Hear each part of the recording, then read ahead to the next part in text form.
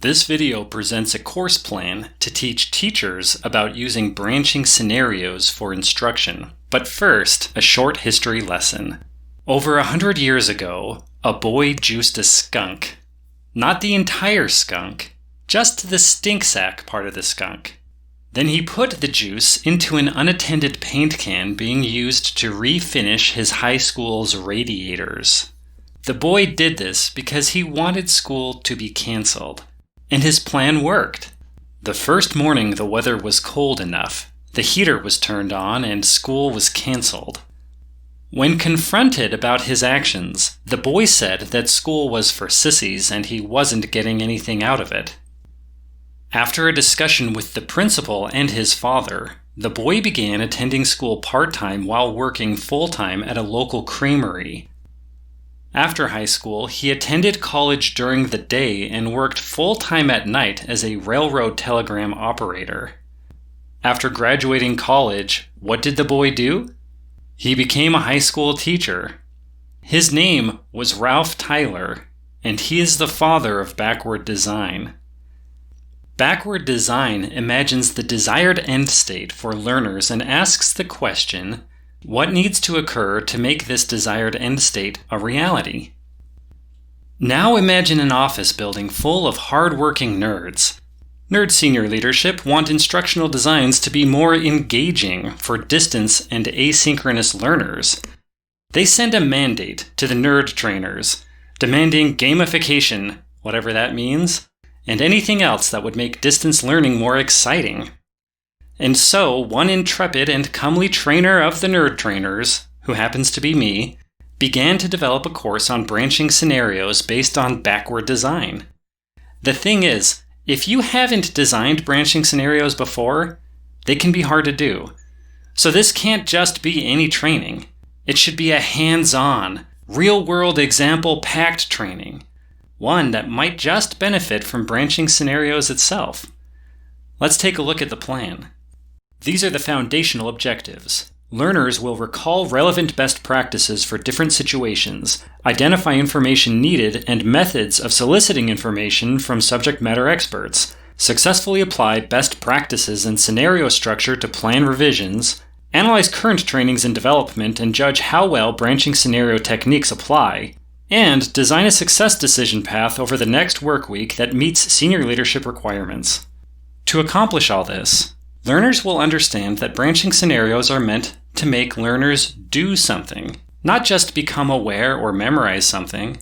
Learners will understand the different branching structures and tools needed to build each.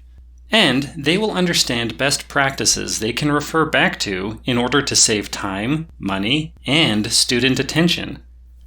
This understanding is based on some essential questions that students will need to be able to answer. To reach this level of understanding, learners will learn when to use branching scenarios, when more information is needed, proper response options and structuring for a branching plan, and how to continue learning.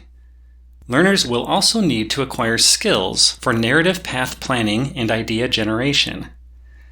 If they can do all that, they'll have no trouble with the formative assessment branching scenario in the course, or with finishing the final quiz.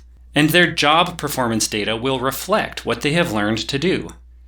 They will demonstrate their ability to meet evaluation criteria, like recalling key points, distinguishing between types of training and branching structures, modifying flawed choice options, and planning a branching scenario. With all that out of the way, we can start planning the instruction. These 3 modules can now be organized and developed with the intent to guide learners through knowledge and skill acquisition, informed and developed through assessment, so that learners reach the intended end state. Depending on scheduling, feedback, and review, these modules can be presented in sequence with breaks between them as one larger class, or can be divided up and worked on in smaller segments during the work week that are either completely asynchronous or mixed. Module 1 will begin with a story problem that introduces the essential questions from Stage 1 of the backward design plan. Learners will be introduced to available tools and resources as they reflect on when and how to make a successful branching scenario. In small groups, either in a synchronous class or through a discussion board, students will compare their answers to those of their peers. After the short Fit for Branching video, students will use the editable cells in the scenario structure spreadsheet to compare scenario page requirements for the different student choice options. Module 2 will begin with a short best practices video that will be reinforced with a survival micro-branching scenario. Next, students will complete a success path for a hypothetical branching scenario in development, based on faux interview responses from subject matter experts. Students will present their results to the class, either in a Zoom class or asynchronously through a shared folder or discussion board. Students will then fill out the rest of their hypothetical branching scenario with the less correct answer choices. After receiving feedback on their assignments, Module 3 will begin with a robust branching scenario in which learners assume the role of a job applicant. During the job interview, students will need to make decisions on how courses in development should proceed to demonstrate their abilities to the hiring board. Module 3 will conclude with a final quiz. The materials listed here don't exist yet, but development of these materials will be guided by higher order planning done previously. The backward design plan keeps development on track and shows the path and goal to work towards. Because it's not just any design, it's a backward design. It's a skunk juice nerd teaching learner design. It's my design, and I'm glad you've been here for it. Thank you.